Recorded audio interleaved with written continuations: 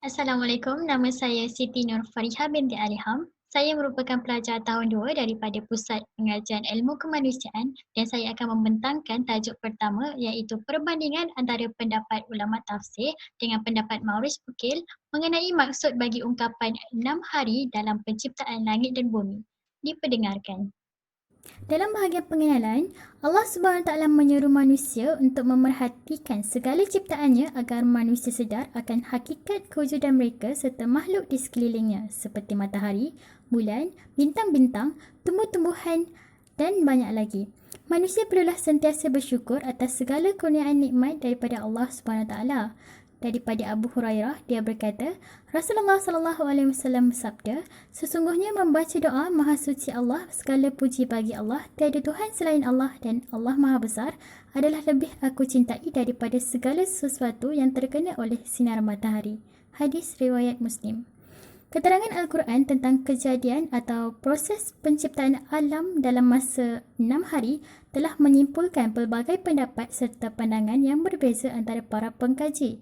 Oleh itu, para ulama tafsir dan pekaji saintis iaitu Maurice Bucaille telah mengeluarkan pendapat masing-masing dalam menghuraikan maksud atau makna ungkapan 6 hari dalam ayat 54 Surah Al-A'raf yang berbunyi, sesungguhnya Tuhanmu adalah Allah yang menciptakan langit dan bumi dalam 6 masa. Lalu dia bersemayam di atas arash yang layak dengan kesuciannya. Dia melindungi malam kepada siang yang mengiringinya dengan cepat. Dia ciptakan matahari, bulan dan bintang-bintang tunduk pada perintahnya. Ingatlah segala penciptaan dan urusan menjadi haknya Maha Suci Allah Tuhan seluruh alam. Seterusnya metodologi kajian, penulis telah menggunakan dua kaedah iaitu kaedah kepustakaan dan rujukan laman sesawang. Penelitian kajian ini telah dilakukan menggunakan kaedah kepustakaan iaitu meneliti bahan-bahan pustaka, buku-buku serta sumber-sumber lain yang relevan dengan topik yang dikaji. Buku-buku yang telah diperolehi ialah daripada Perpustakaan Hamzah Senduk di Universiti Sains Malaysia. Seterusnya rujukan laman sesawang iaitu rujukan ini merujuk kepada kaedah atau teknik yang berkaitan dengan pencarian maklumat-maklumat umum bagi sesuatu kajian di laman sesawang. Oleh itu, jelaslah bahawa langkah bagi memperoleh maklumat yang dengan lebih mendalam atau terperinci ialah dengan mengunjungi perpustakaan dan melayari internet. Seterusnya, sorotan literatur. Pekaji telah melihat kajian yang telah dibuat oleh Rizky Firmansyah pada tahun 2015 yang bertajuk Teori Penciptaan Bumi dan Langit dalam Tafsir Al-Jawahir karya Tantawi Jauhari. Kajian beliau telah memfokuskan kepada cara-cara bagaimana pentafsiran Tantawi Jauhari memaknai penciptaan semesta dengan menyeluruh bermula daripada kejadian, bahan, waktu dan fenomena yang terdapat di dalamnya. Seterusnya, pekaji juga telah melihat penulisan kajian yang dibuat oleh Muhammad Sharif Hashim pada tahun 2012 yang bertajuk Al-Alam dalam Al-Quran, analisis tentang ayat-ayat penciptaan. Kajian beliau telah mengenal pasti dan menyatakan pendapat para ahli falsafah bahawa semua kejadian yang tercipta mestilah melalui sesuatu proses. Seterusnya, perbandingan antara pendapat ulama tafsir dan Maurice Bucaille. Para ulama mempunyai pendapat atau pandangan yang berbeza terhadap pentafsiran mengenai penciptaan langit dan bumi dalam 6 masa. Terdapat dua pendapat yang telah dikemukakan oleh Imam Ibn Katsir di dalam kitabnya. Menurut Ibn Katsir di dalam tafsirnya, yang dimaksudkan dengan 6 masa ialah hari Isnin, Selasa, Rabu, Khamis dan Jumaat. Ibn Katsir juga mengatakan bahawa kelak semua makhluk akan dihimpunkan pada hari Jumaat dan Nabi Adam AS juga telah diciptakan oleh Allah SWT pada hari Jumaat. Seterusnya, beliau juga melihat pendapat lain iaitu daripada Ibn Abbas anhuma, Mujahid Al-Dahak dan Ka'ab Al-Ahbar yang mengatakan bahawa setiap harinya itu bersamaan dengan 1000 tahun daripada hari-hari dunia. Daripada Abu Hurairah radhiyallahu an, dia berkata, Rasulullah SAW memegang tangannya lalu baginda bersabda, Allah SWT menjadikan tanah pada hari Sabtu, meneguhkan gunung pada hari Ahad, menumbuhkan pohon-pohon pada hari Isnin, menjadikan bahan-bahan mineral pada hari Selasa, menjadikan cahaya pada hari Rabu, menebarkan binatang pada hari Khamis dan menjadikan Adam alaihissalam pada hari Jumaat setelah asar yang merupakan penciptaan paling akhir, iaitu saat-saat terakhir pada hari Jumaat di antara waktu asar sehingga malam. Hadis riwayat Muslim. Di samping itu, Said Qutb berpendapat bahawa ungkapan 6 masa merujuk kepada 6 tahap. Boleh jadi 6 hari dari hari-hari Allah yang tidak dapat dibandingkan dengan hari-hari yang biasa kita hitung mengikut kalender bulanan yang terhasil mengikut peredaran cakrawala. Hal ini dikatakan demikian kerana sebelum berlakunya penciptaan alam semesta, tidak ada seorang manusia pun yang mampu memastikan bilangan untuk mengukur waktu yang tepat. Menurutnya lagi, meskipun Allah telah menciptakan langit dan bumi selama 6 hari, namun ia merupakan perkara gaib yang tidak ada satu makhluk pun yang menyaksikannya. Firman Allah Subhanahu Wa Taala,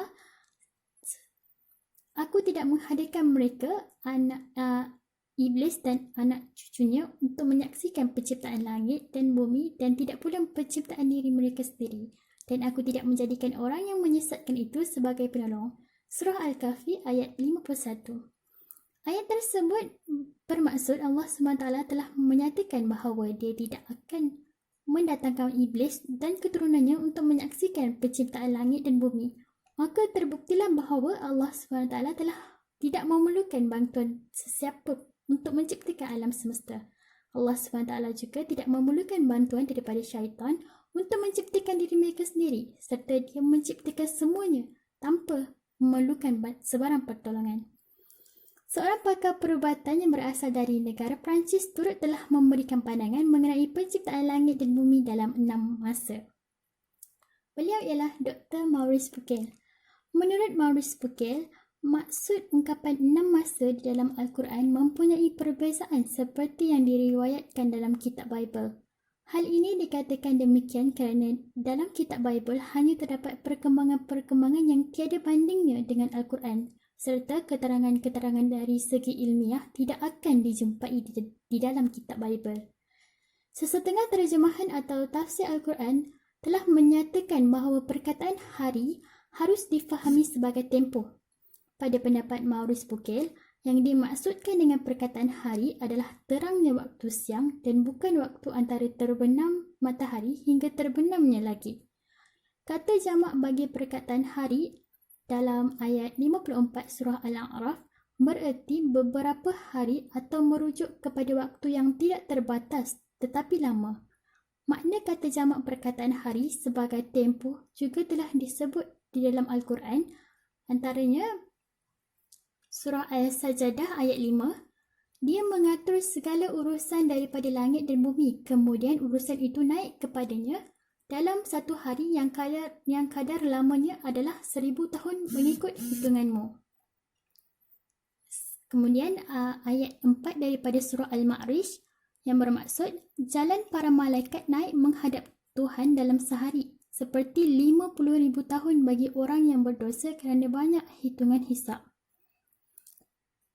Pendapat Maurice Bucaille bagi maksud perkataan hari yang dibawa dalam kalangan ahli-ahli tafsir kuno sangat berbeza dengan pendapat Maurice Bucaille.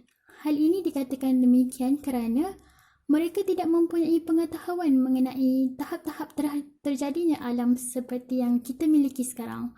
Oleh itu, Maurice Bucaille berpendapat bahawa di dalam Al-Quran, tahap-tahap penciptaan alam memperlihatkan jarak waktu yang sangat panjang dan jumlahnya 6. Menurut ilmu sains moden, agak mustahil untuk seorang manusia mengatakan bahawa suatu proses penciptaan yang kompleks berakhir dengan terciptanya alam dapat dihitung dengan angka 6. Ilmu sains moden sudah menjelaskan secara formal bahawa persoalannya adalah beberapa tempoh yang sangat panjang sehingga maksud bagi perkataan hari sebagaimana yang kita fahami kini tidak sesuai untuk diguna pakai.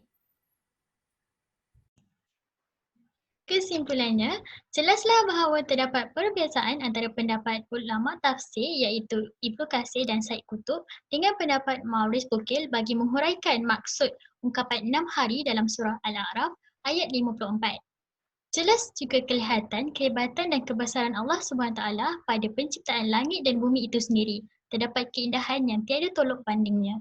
Oleh itu, kita perlulah menggunakan akal yang dicipta untuk berfikir cara bagaimana untuk meningkatkan keimanan dan tunduk serta patuh kepada Allah SWT.